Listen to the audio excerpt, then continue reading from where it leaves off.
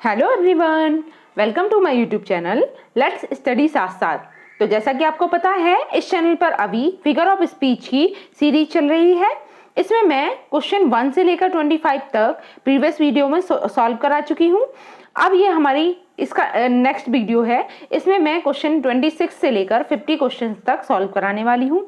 I hope previous video को आपने देख ही लिया होगा और मैं ये भी कोशिश करूंगी कि आपको इन 100 क्वेश्चंस के थ्रू सारी जो भी फिगर ऑफ स्पीच हैं वो क्लियर हो जाएं। क्वेश्चंस के थ्रू ही हम हर एक फिगर ऑफ स्पीच को समझते हुए चल रहे हैं विद एक्सप्लेनेशन। ओके, तो शुरू करते हैं हमारी आज की वीडियो क्वेश्चन नंबर 26 से। ओके, आई होप प्रीवियस जो बैकग्राउंड साउंड है उससे आप डिस्टर्ब नहीं होंगे। ठीक है, क्वेश्चन नंबर 26 देखिए, इसमें The repetition of similar vowels in the stressed syllable of successive words is। देखिए, यहाँ पर पूछा जा रहा है कि सिमिलर वाउल साउंड्स का, जैसा कि मैं प्रीवियस वीडियो में भी आपको एक्सप्लेन कर चुकी हूँ कि जब हम रेपिटेशन सिमिलर वाउल साउंड का करते हैं तो उसे क्या बोलते हैं, या फिर अगर कॉन्सोनेंट साउंड का रेपिटेशन हो रहा है तो उसे क्या बोलते हैं।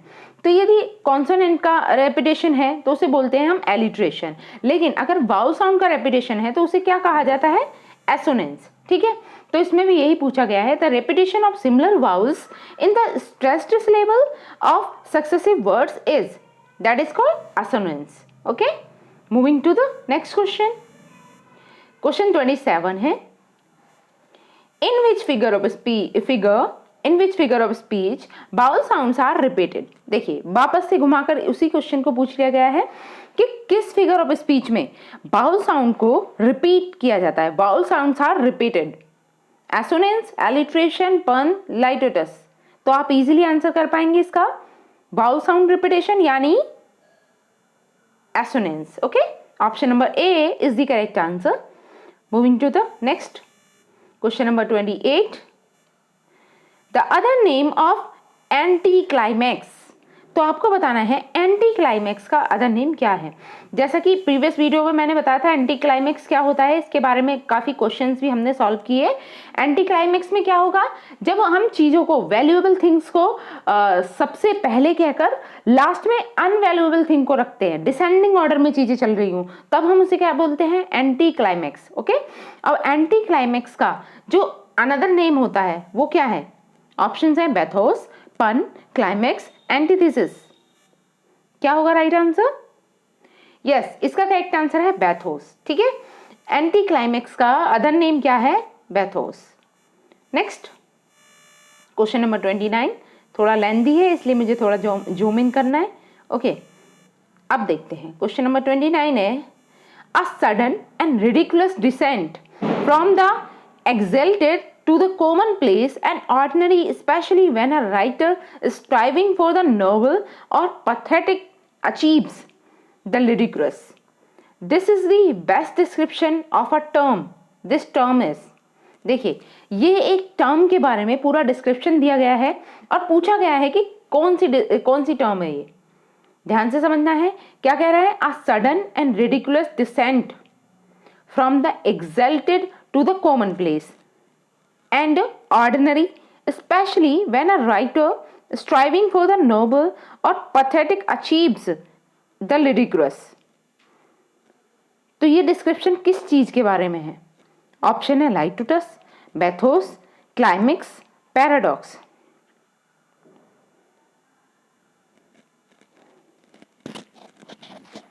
सोचिए, आंसर कीजिए। देखिए, अगर हम स्टेटमेंट को समझें तो स्टेटमेंट क्या कहती है, a sudden and ridiculous descent. Descent मतलब वही descending order, from the exalted to the commonplace. ठीक है, and ordinary, especially when a writer striving for the noble और pathetic achieves the लिडिक्रस।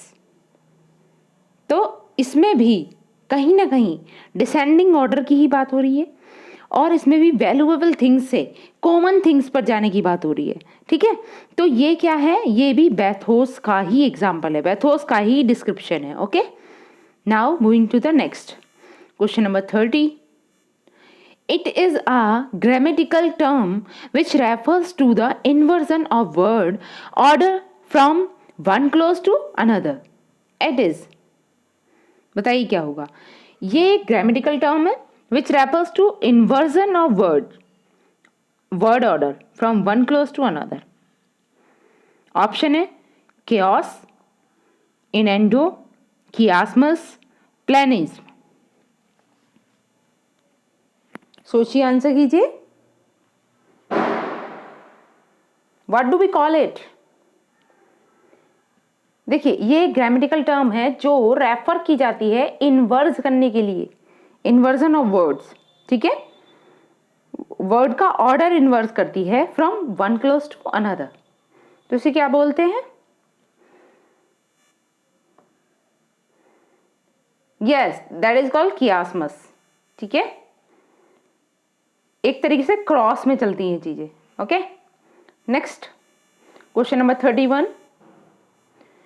31 is one should eat to live, not live to eat, and not what your country can do for you. Ask what you can do for your country. Are example of. देखिए यहाँ पर भी क्या है, एक दूसरे के vice versa things हैं। Okay, one should eat to live, not live to eat, ठीक है। जो क्लॉज है ना, उसका ऑर्डर चेंज कर दिया गया है, उसका इन्वर्सन कर दिया गया है, ठीक है। Eat to live, live to eat, समझ आ रही है बात। Next, and not what your country can do for you, ask what you can do for your country. तो इसमें भी क्या है, वर्ड्स के ऑर्डर को चेंज कर दिया गया है और बेसिकली उसका कंप्लीट मीनिंग चेंज हो रहा है।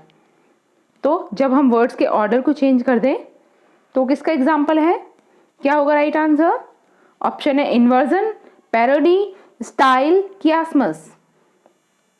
यस, अभी ऊपर हमने उसी की डेफिनेशन समझी, तो क्या है ये? कियास्मस, ठीक है। Option number D is the right answer. Next question number 32। Wait a minute, yes, अभी दिखेगा proper. 32, this rhetorical figure is drive from the Greek, यहाँ पर मिसप्रिंट है, ये ग्रीक लिखा हुआ है, ठीक है। Greek term for the letter X और for a crossover. It is a literary figure in which words, grammatical construction or concept are repeated in reverse order. It is, देखिए यहाँ पर भी कहीं ना कहीं आप समझ पाएंगे कि कियास्मस के बारे में ही बात है। क्या कह रहा है? एक रिटोरिकल फिगर है जो ड्राइव की गई है ग्रीक टर्म से, for the letter X, X letter से, ठीक है। और फॉर अ क्रॉसओवर, क्रॉसओवर मतलब कोई थिंग यहाँ है तो उसको इन्वर्स कर दिया गया है, उसको एज इट इज पलट दिया गया है, ठीक है। ग्रामेटिकल कंस्ट्रक्शन और concept are repeated in reverse order, ठीक है। वही कंस्ट्रक्शन या फिर वही वर्ड्स बोल लीजिए, उन्हें रिपीट किया जाता है लेकिन उसके पलटे हुए ऑर्डर में, ठीक है, बदले हुए ऑर्डर में। तो वो क्या है? इट इज कॉल्ड कियास्मस, जैसे कि हमने ऊपर वाले एग्जाम्पल में समझा था, ठीक है। इसका राइट आंसर भी क्या है? कियास्मस। Next 33 question. इसके दो ऑप्शंस नेक्स्ट पेज पे हैं, तो पहले हम क्वेश्चन रीड आउट करेंगे। Consider the statement. Okay, statement based है, तो फर्स्ट स्टेटमेंट है antimetabole, wait a minute, yes, antimetabole is a figure which makes the repetition of words or phrases.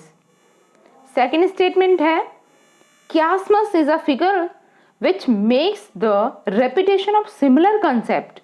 It repeats similar concept within a repeated grammatical structure, but it is not essential that it will involve the repetition of the same words. Okay? Third statement देखते हैं।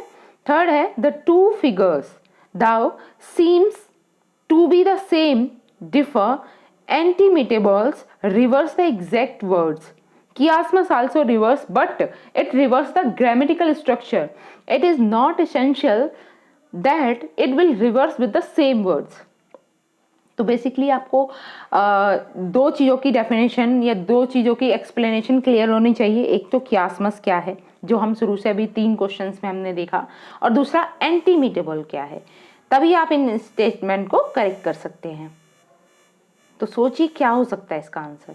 यहाँ पे आपको कूट दिए गए, मतलब इनमें से सपोज चूज करके बताना है कि ओनली 1 इज करेक्ट है, ओनली 2 इज करेक्ट, ओनली 3 या ऑल आर करेक्ट।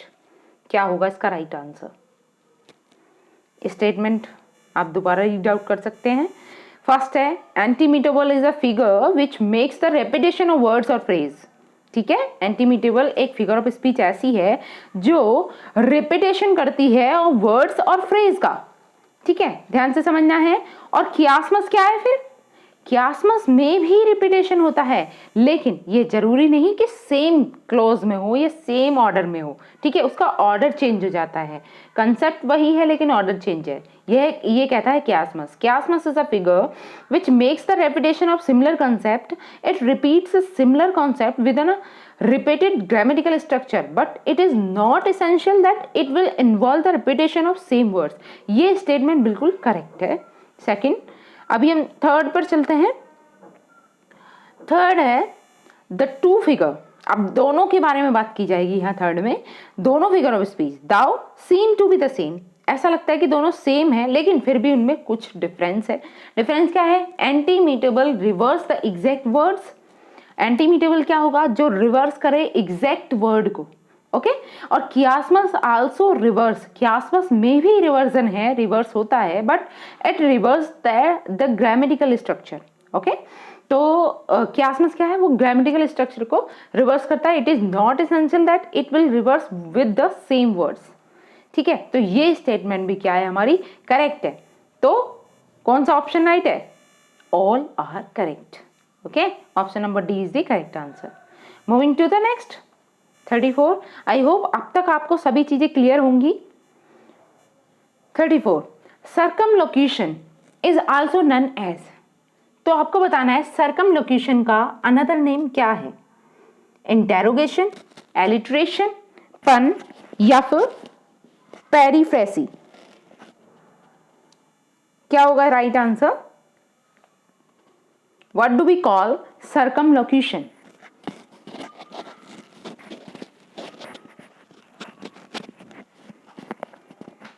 सोचिए, आंसर कीजिए।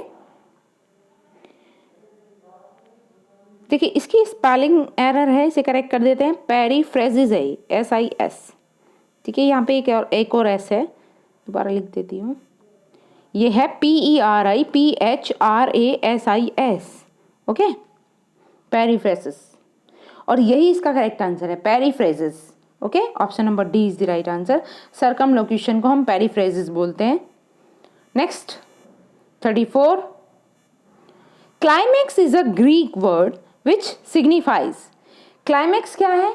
एक ग्रीक वर्ड है जो सिग्निफाई है, मतलब जिसका महत्व है। क्या है? A ladder, a system, a pattern, none of the above. बताइए, क्लाइमैक्स का मीन्स क्या है? हम किससे इसका मीनिंग को निर्धारित कर सकते हैं? A ladder, a system, a pattern, none of the above.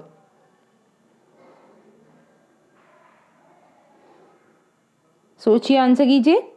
देखिए, एंटी क्लाइमैक्स में क्या होता है? हम डिसेंडिंग ऑर्डर को फॉलो करते हैं, लेकिन क्लाइमैक्स क्या होगा? हम एक असेंडिंग ऑर्डर फॉलो करेंगे। और असेंडिंग मतलब चढ़ता हुआ, यानी कि एक लैडर के समान, एक सीढ़ी के समान। तो इसका राइट आंसर क्या हो जाएगा? अ ladder. Okay, next question number 36। 36 is climax is the series of idea in the blank order और इम्पोर्टेंस। तो अभी हमने इस बारे में चर्चा की, इसका आंसर तो आप आसानी से कर पाओगे। किस ऑर्डर में चलती है क्लाइमैक्स में चीजें? Ascending, descending, lower, Oval. तो क्या होगा right answer? Yes, ascending order. Next 37. 37 is to gossip is a fault, to libel a crime, और यहाँ मिसप्रिंट है, इसे देख लेते हैं। टू स्लैंडर होना चाहिए यहाँ पे, टू स्लैंडर, SLANDER। ठीक है, स्लैंडर का मीनिंग तो आप जानते ही हैं। To gossip is a fault, to libel a crime, to slander a sin. इसमें क्या फिगर ऑफ स्पीच है? ध्यान से समझना है। गॉसिप करना एक फॉल्ट है, और लाइबल एक क्राइम के समान है, और स्लैंडर एक पाप है, महापाप है। तो कौन सी फिगर ऑफ स्पीच होगी? क्लाइमैक्स, एंटी क्लाइमैक्स, पन, या फिर आयरनी?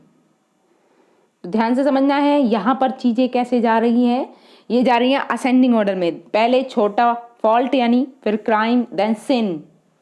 ठीक है, असेंडिंग ऑर्डर में चीज़ें चल रही हैं, पहले छोटी चीज़ है, कम वैल्यूएबल थिंग है, then more valuable, then most valuable. Okay, तो क्या होगा right answer? Yes, climax. Option number A is the right answer. Next 38 is the best way to learn a language is to speak it. Here the figure of speech. बताइए कौन सी figure of speech होगी यहाँ? The best way to learn a language is to speak it. Climax, anticlimax, litotes, epigram? Yes, सोचिए और answer कीजिए। यहां भी जो फिगर ऑफ स्पीच है वो है क्लाइमेक्स। ठीक है, option number A is the right answer. Next 39, yes, turning point is, turning point को क्या बोलते हैं? Denouement, climax, anticlimax, shift? What do we call it? Turning point को। और बेसिकली टर्निंग पॉइंट ये जो वर्ड लिया गया है ना, ये किससे लिया गया है? ट्रेजेडी से। ठीक है, ट्रेजेडी में ऐसी टर्मोलॉजी है, तो ट्रेजेडी में कौन से वर्ड को टर्निंग पॉइंट के नाम से प्रोनाउंस किया जाता है? सोचिए। डेनुमा है, क्लाइमेक्स है, एंटी क्लाइमेक्स है, शिफ्ट है? यस, टर्निंग पॉइंट को हम और क्या कहते हैं, जैसे कि आप मूवीज में भी सुनते होंगे, क्लाइमेक्स। ठीक है, option number B is the right answer. Next question number 40,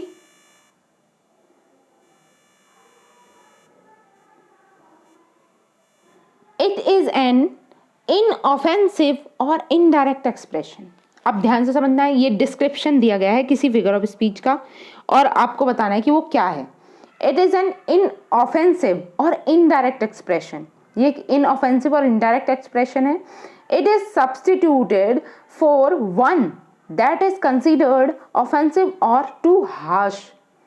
for instance, someone is no more. It is none age. देखिए, ये एक इनऑफेंसिव या इनडायरेक्ट एक्सप्रेशन है। सपोज कीजिए, मतलब हमें कोई बैड न्यूज किसी को देनी है और हम उससे डायरेक्ट वे में ना कह के उससे इनडायरेक्ट वे में, जो उसे मतलब कम घात पहुंचे, कम उसकी का प्रभाव हो, इस तरीके से किसी बात को कह दें, तो उसे क्या, उसे या वो कौन सी फिगर ऑफ स्पीच होगी? ठीक है, इट इज एन इनऑफेंसिव और इनडायरेक्ट एक्सप्रेशन है। मतलब हम किसी बात को डायरेक्टली नहीं कह रहे, हिट करने के लिए सामने वाले को हम घुमा फिरा के कह रहे हैं कि जिससे कि उसे ज्यादा हर्ट ना हो। It is substitute for one, वो किसी चीज के लिए सब्स्टिट्यूट की तरह काम करता है। दैट इज कंसिडर्ड ऑफेंसिव, जो कि ऑफेंसिव हो सकता है या बहुत ज्यादा हार्श हो सकता है, उसकी जगह पर उसके सब्स्टिट्यूट के रूप में काम करती है। For instance, someone is no more. Example के लिए बता भी दिया गया है कि किसी की डेथ हो गई तो उसे कह रहे हैं समवन इज नो मोर। ठीक है, तो it is none as spoonerism, imagism, transferred epithet या फिर यूफेमिज्म? क्या होगा इसका राइट आंसर? यस, इस फिगर ऑफ स्पीच को क्या बोलते हैं? Yes, it is none as euphemism. ठीक है, option number D is the correct answer. Euphemism की यही करेक्ट डेफिनेशन है, ध्यान से समझनी है आपको। इट इज एन इनऑफेंसिव और इनडायरेक्ट एक्सप्रेशन है। इट इज जैसे हिंदी में भी हम मतलब किसी को कहते हैं ना, तुम तो बड़े इंटेलिजेंट हो। बड़े इंटेलिजेंट का मतलब ये नहीं कि वो बहुत ज़्यादा इंटेलिजेंट है। ठीक है, तो वही है ये। ठीक, euphemism. Next 41, John's is an euphemism for. John's किसके लिए एक यूफेमिज्म है? ऑप्शन है Jerry sound, goes, dawn. Next देखते हैं, दो ऑप्शन नेक्स्ट पेज पर हैं। Yes, God's love. I think ये क्लियर है। I hope it is visible to you. God's love या फिर गॉड्स वोंट्स? देखिए, ऑप्शन है जॉन्स। जॉन्स किसके लिए यूफेमिज्म है? चारों ऑप्शन देख लीजिए, जेरी साउंड, गोस डॉन या फिर गॉड्स लव या गॉड्स वुंड्स। तो ये एक यूफेमिज्म है किसके लिए? गॉड्स वुंड्स, भगवान के घाव। ठीक है, नेक्स्ट देख लेते हैं 42। देखिए आप वीडियो की क्वालिटी बढ़ाकर देख लेना है, ये थोड़ा प्रिंट ही इस तरीके का आया है। 42, speech is silver but silence is gold. इसमें फिगर ऑफ स्पीच कौन सी है? एपिग्राम, लाइटोडस, पन, एंटीथेसिस। बताइए। Speech is silver but silence is gold. तो जब हम बहुत ही कम शब्दों में कोई बहुत ही इंटेलेक्चुअल थिंग को बोल देते हैं तो उस टाइम पे जो फिगर ऑफ स्पीच होगी वो कौन सी होगी हमारी? वो होती है एपिग्राम। ठीक है, कम शब्दों में बहुत ही इंटेलेक्चुअल थिंग या फिर बहुत विचार करने वाली चीज बोल देना। ठीक है, तो इसमें क्या कहा गया है? Speech is silver but silence is gold, which means ये कौन सी फिगर ऑफ स्पीच हुई? Epigram. Option number A is the right answer. Next 43, it is a wise father that knows his own child. इसमें कौन सी figure of speech होगी? Option है epigram, pun, simile, none of the above. सोचिए। It is a wise father that knows his own children. Yes, इसमें भी एक ऐसी इंटेलेक्चुअल थिंग के बारे में बात कर दी गई है और करेक्ट आंसर क्या है? Option A, epigram. Next 44, he was a learned man among lords and a lord among learned men। बताइए इसमें क्या है? कौन सी फिगर ऑफ स्पीच है? he was a learned man among lords and a lord among learned men। Option है metonymy, synecdoche, anticlimax, epigram. Yes, क्या होगा इसका right answer? He was a learned man among lords and a lord among learned men। तो इसमें भी क्या है? Epigram. ठीक है, next moving to the next 45, epigram is a brief saying that ends his witty turn of thoughts, a long saying that ends his witty turn of thoughts, a brief saying that ends his mocking someone, none of these। तो epigram क्या होता है? अ brief saying that ends is witty turn off thought. सोचिए, answer कीजिए। देखिए epigram की यहाँ पर करेक्ट डेफिनेशन दी गई है। और एपिग्राम क्या होता है? एपिग्राम एक ब्रीफ सेइंग होती है। ब्रीफ मतलब कम शब्दों में कही गई बात, दैट एंड्स जो एंड करती है इन अ विटी टर्न ऑफ थॉट्स, एक बहुत ही बुद्धिमत्तापूर्ण विचार पर। ठीक है, तो राइट आंसर क्या हो जाएगा? Option A, a brief saying that ends in witty turn off thoughts. Okay, next 46,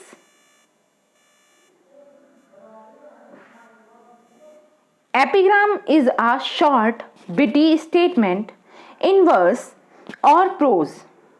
It may be complimentary, satiric or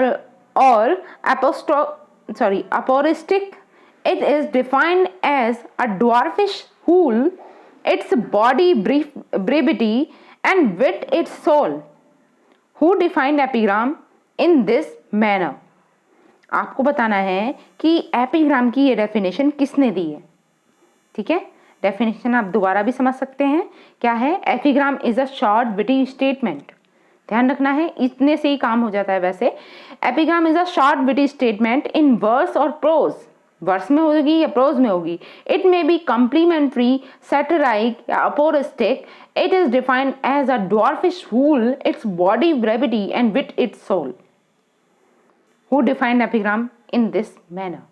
option है पोप यानी कि अलेक्जेंडर पोप, पी.बी. शैली, जॉन कीट्स, एस.टी. कॉलेज। क्या होगा right answer? सोचिए, answer कीजिए। Yes, इसका correct answer है, ये जो डेफिनेशन दी है वो दी है कॉलरिज ने। ठीक है, option number D is the right answer. Next 47, what is the figure of speech in which a statement is made emphatic by overstatement? ये कौन सी फिगर ऑफ स्पीच होती है जिसमें एक statement, a statement is made emphatic by overstatement? Option है hyperbole, onomatopoeia, apostrophe या oxymoron. ध्यान देना है, a statement is made emphatic by overstatement. किसी भी चीज को बहुत ज्यादा बढ़ा चढ़ा कर बता देना, ठीक है, तो उसे हम क्या बोलते हैं? वो कौन सी फिगर ऑफ स्पीच होती है? It is known as hyperbole. ठीक है, option number A is the right answer. Next 48, the line they were swifter than eagles and stronger than lions contain a figure of speech। देखिए line को ध्यान से समझना है, क्या है? they were swifter than eagles and stronger than lions। ये तो बिल्कुल अनबिलीवेबल थिंग हो गई, ठीक है, बड़ा चढ़ा कर कही गई बात हुई। they were swifter than eagles, तो ये अनऑथेंटिक है, ठीक है, एंड स्ट्रॉन्गर देन लॉयंस, तो ये इसमें कौन सी फिगर ऑफ स्पीच होगी? जब हम किसी चीज को बहुत ही ज्यादा बढ़ा चढ़ा कर बोलते हैं तो उसमें होता है फिगर ऑफ स्पीच कौन सी होती है? My apology, hyperbole. ठीक है, उसमें कौन सी फिगर ऑफ स्पीच होगी? Hyperbole. 49, 10,000 saw I at a glance। तो सबसे पहले तो आपको बताना है कि ये लाइन किसकी है, ठीक है, बहुत ही फेमस लाइन है, किस राइटर की है और किस पोएम में है, ठीक है, और इसकी फिगर ऑफ स्पीच क्या है? 10,000 saw I at a glance। एक नजर में ही मैंने 10,000 मतलब फ्लावर देख लिए, ठीक है, तो ये कौन कहते हैं? ये कहते हैं वर्ड्सवर्थ। और किस पोएम में? डैफोडिल्स में, ठीक है। और इसमें फिगर ऑफ स्पीच क्या है?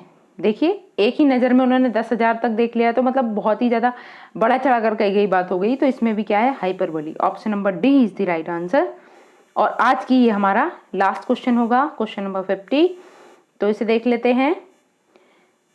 Meiosis which is understatement for rhetorical effect is the opposite of. ध्यान रखना, मियोसिस क्या है? ये एक अंडरस्टेटमेंट है। अंडरस्टेटमेंट मीन्स मतलब जब हम किसी जो नॉर्मल थिंग भी है उसे भी बहुत कम करके, बहुत कम आंक के बताते हैं, चाहे बड़े से बड़ा काम हो, किसी ने किसी का मर्डर कर दिया उसे भी कह रहे हैं अरे कुछ नहीं, ये तो बस बहुत छोटा सा मामूली सा काम था। तो जब हम किसी नॉर्मल थिंग को भी बहुत घटाकर, बहुत कम करके कम आंकते हैं, तब हम उसे बोलते हैं माइसोसिस, ठीक है, मियोसिस। और मियोसिस एक अंडरस्टेटमेंट हो गई, और ये किसका अपोजिट है ये पूछा गया है। ऑप्शन है हाइपरबोली, पन, स्पूनरिज्म या नन ऑफ द अबव। अब तो आप क्लियरली समझ ही चुके होंगे, तो क्या होगा इसका राइट आंसर? तो यहाँ पर हमने मियोसिस को भी समझ लिया है, और इसका अपोजिट क्या होता है? हाइपरबोली। जब हम चीज़ों को बढ़ा चढ़ा कर कहें तो हाइपरबोली, और चीज़ों को नॉर्मल ना बता के उससे भी घटा कर बोले तो वो क्या है? मियोसिस। ठीक है, आई होप मेरा ये सेशन आपको अच्छा लगा होगा, और अगर सेशन अच्छा लगा है तो प्लीज़ इसे लाइक करें, शेयर करें और मेरे चैनल को सब्सक्राइब कर लें। ठीक है, इसी तरीके के अच्छे सेशन लाने के लिए मैं आपको चैनल सब्सक्राइब करना होगा, और मैं डेली आपको एक वीडियो अवेलेबल कराऊंगी। ठीक है, अभी हम पहले ये सीरीज कंप्लीट कर लें फिगर ऑफ स्पीच की, उसके बाद हम राइटर वाइज क्वेश्चन लेकर आएंगे। ठीक है, तब तक के लिए thanks for watching, keep learning and keep supporting me. Thank you.